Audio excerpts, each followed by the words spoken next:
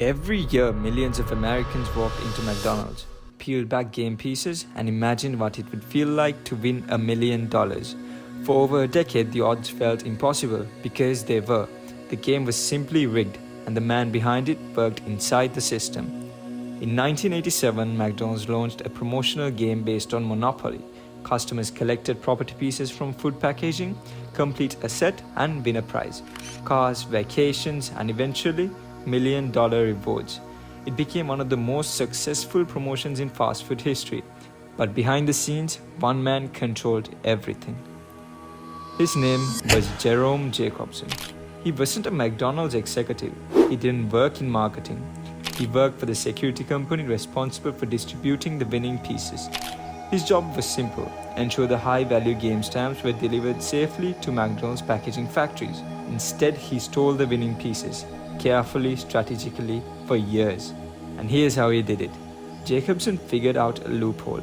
The winning game pieces were printed securely, but once printed, they had to be transported. During transit, he quietly removed the high-value pieces. Then he replaced them with non-winning ones. Nobody noticed, because statistically, most people never win anyway. He then recruited friends, family, and eventually strangers to act as winners, in exchange for just a fraction of the prize money. What started as a small operation became a criminal network. Over time, the scheme paid out over $24 million, and for more than 10 years it worked. McDonald's had no idea, the public had no idea, but eventually someone talked. In the year 2000, an anonymous call was made to the Federal Bureau of Investigation.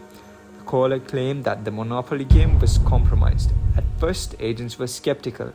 Rigging a national promotion for a decade? It sounded nearly impossible. But they investigated anyway, and what they found shocked everyone. The FBI launched an undercover operation. They posed as mafia-connected investors. They recorded conversations. They followed the money. Eventually, the evidence became undeniable. The winning pieces had been controlled, distributed deliberately, and sold. It wasn't just fraud, it was organized crime, hiding inside a fast food promotion. The fallout. In 2001, multiple arrests were made. Jerome Jacobson was charged along with several accomplices. The scandal embarrassed McDonald's. The company had unknowingly funded a decade-long fraud, but legally, McDonald's was considered a victim. The real damage?